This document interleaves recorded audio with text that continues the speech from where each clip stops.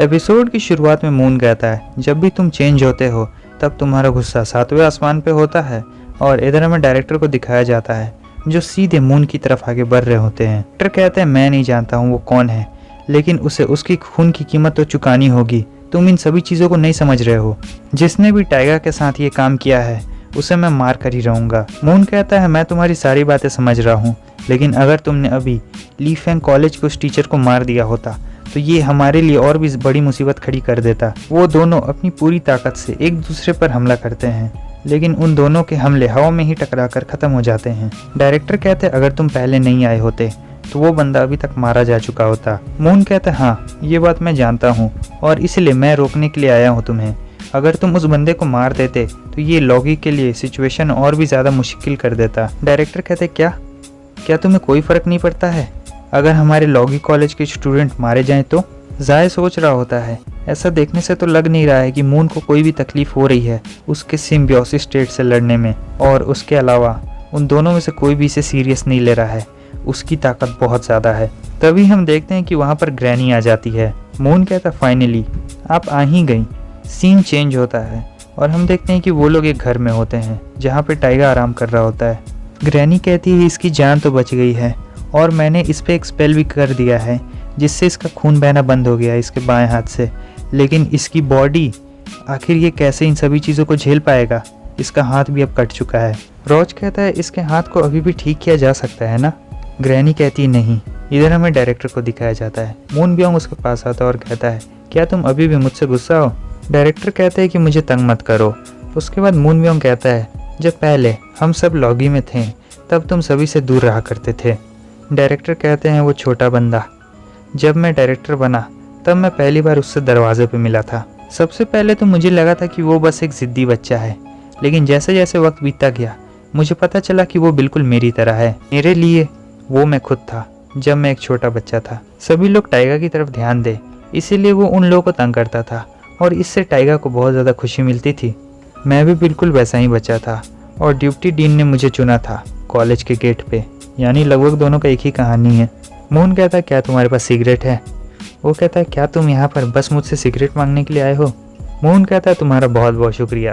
Director गुस्से में कहता है, मुझे ऐसे छुओ मत। सीन चेंज होता है। सभी जगह अनाउंसमेंट हो रही होती है कि फाइनल राउंड में आप सभी लोगों का स्वागत है। क्या आप सभी लोगों ने मुझे याद किया? ये होस्ट कह रहा होता है और मेरे सामने यहाँ पे अजीब से जजेस भी हैं इस फाइनल कंपटीशन में। इस फाइनल राउंड में कोई चीटिंग ना हो इसीलिए सिस्टम थोड़ा सा चेंज हो चुका है। उन्होंने उनके वो जो स्कोर था ना स्पिरिचुअल एनर्जी वाला, उस स्कोर को हटा दिया है। अब कोई भी प्लेयर किसी भी दूसरे प्लेयर के साथ कम्पीट कर सकता है और ये मैच 1-on-1 होने वाला है। जजेस उनके परफॉर्मेंस पर उन्हें मार्क्स देंगे। मैक्सिमम मार्क्स 10 के रहेंगे और जो एवरेज मार्क्स मिलते हैं वो, और फिर ये सब कैलकुलेशन होने के बाद उनकी रैंकिंग उस मार्क्स पे बेस्ड होगी। और यहाँ पर हमें फर्स्ट मैच को दिखाया जाता है जो होता है हमारे टाइगर और किंग के कॉलेज के उस बंदे के बीच। रोज कहता है, भले ही ग्रैनी गाया चाहती है कि हम ये मैच अच्छे से खेलें ताकि हमें पता चल सके कि टाइगर को किसने मारा है और हमें और भी क्लूज मिल पाए, मगर पहला ही मैच उसका है। अब हम क्या करें? हमें उस दूसरे बंदे को दिखाया जाता है जो कि कह रहा होता है कि मैं फाइनली इसी मोमेंट का इंतज़ार कर रहा था। अब मैं उन लॉगी के चूहे को बताऊंगा कि कैसा लगता है। हमें दिखाया जाता है एक बंदा होस्ट के कान में आके खुसुर फुसुर करता है और फिर होस्ट हमें बताते हैं कि टाइगर की हेल्थ ठीक नहीं है, यानी वो बीमार है, इसलिए वो उस कंपटीशन को लीव कर रहा है। होस्ट उससे कहने लगता है, क्या कोई सब्स्टिट्यूट नहीं है? अगर आपका प्लेयर नहीं आ सकता है तो आप उस दूसरे प्लेयर को भेज सकते हैं, वरना मुझे इस पहले राउंड का विनर इसे घोषित करना होगा, ये जो भी कॉलेज है। माफ़ करना, लेकिन मैंने तुम लोगों से पहले ही कहा था कि मुझे चाइनीज़ नाम उतने अच्छे तरीके से याद नहीं रहते हैं, इसलिए कॉपरेट कर लेना। जाय कहता है, ज़रा 1 मिनट रुकना। शायू, तुम उसे रिप्लेस करो। अब इसका मतलब ये है कि शायू टाइगर की जगह पर उस बंदे से लड़ेगी और वो खुशी खुशी मान भी जाती है। इधर होस्ट कह रहा होता है कि फाइनल राउंड के पहले ही बैटल में कुछ अनएक्सपेक्टेड चेंजेस हो चुके हैं।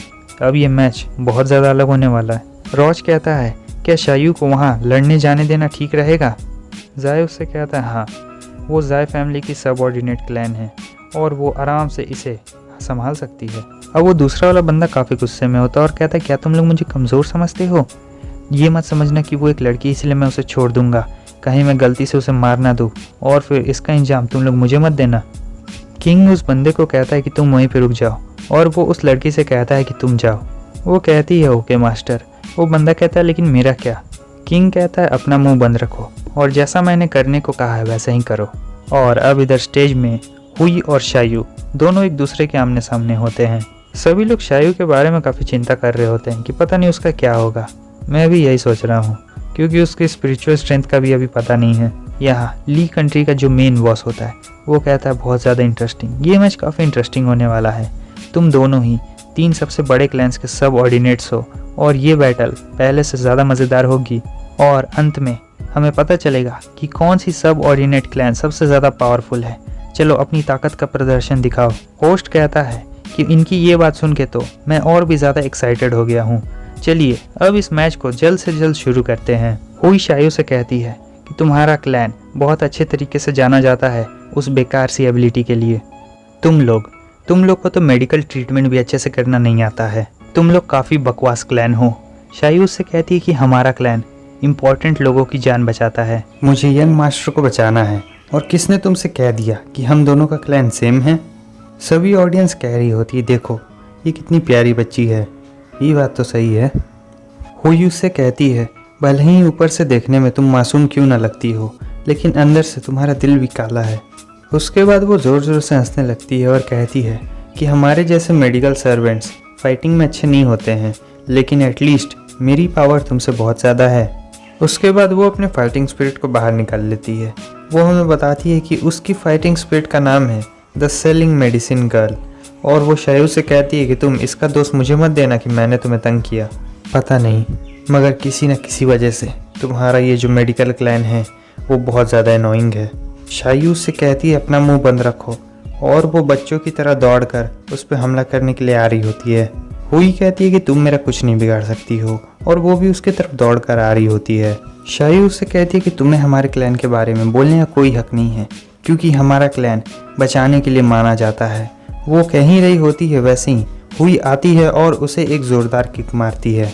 हुई उससे कहती है कि तुम्हारी सिस्टर के बिना तुम्हारा क्लैन कुछ भी नहीं है और तुम क्या चाहती हो कि मेरा क्लैन तुमसे नीचे हो, ये सपने देखते रहो तुम।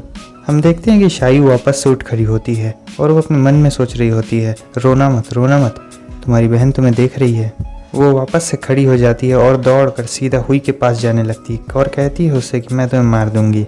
हुई उससे कहती है भले ही मैं कोई फाइटिंग स्किल्स नहीं जानती हूँ और वो कुछ बॉल टाइप का उसके तरफ फेंकती है लेकिन ये चीज़ तुम्हें सताने के लिए ठीक रहेगी। हम देखते हैं कि वो बॉल सीधा शायू को लग जाती है। वो एक डायरेक्ट हिट होती है। शायू सीधा ज़मीन पर गिर जाती है मगर वो अभी भी हार नहीं मानती है। वो सोच रही होती है कि मेरी सिस्टर मुझे बचाने के लिए ज़रूर आएगी। इधर हम देखते हैं कि रॉज रिंग की तरफ आगे बढ़ रहा होता है। ज़ाय उसे रोकता और कहता है तुम क्या करने जा रहे हो? इधर हम रॉज को देखते हैं वो काफ़ी गुस्से में होता है। वो कहता है कि मैं उस बदसूरत औरत को मारने जा रहा हूँ। ज़ाय कहता है कि तुम शायू की ज़रा भी चिंता मत करो।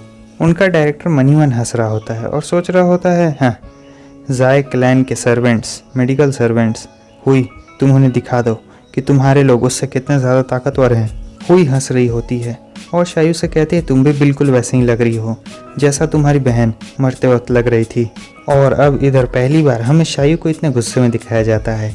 वो कहती है कि मेरी बहन के बारे में एक शब्द मत कहना। शायू ज़ाय से कहती है मास्टर क्या मैं? और वो अपने मन में कह रही होती है सिस्टर चलो साथ मिलकर लड़ाई करते हैं।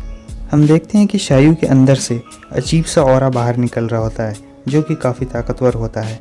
और बस हमारा एपिसोड भी यहीं पे ख़त्म होता है। अगर आपको वीडियो अच्छा लगा तो लाइक कर दें, चैनल पर न्यू है तो सब्सक्राइब कर दें, कमेंट करके बताएं कि आपको वीडियो कैसी लगी और आगे जानने के लिए बने रहें हमारे साथ हमारे चैनल एनएम एक्सप्लेन से। यहाँ तक देखने के लिए बहुत बहुत शुक्रिया। तो फिर मिलते हैं नेक्स्ट वीडियो में, तब तक के लिए बाय बाय।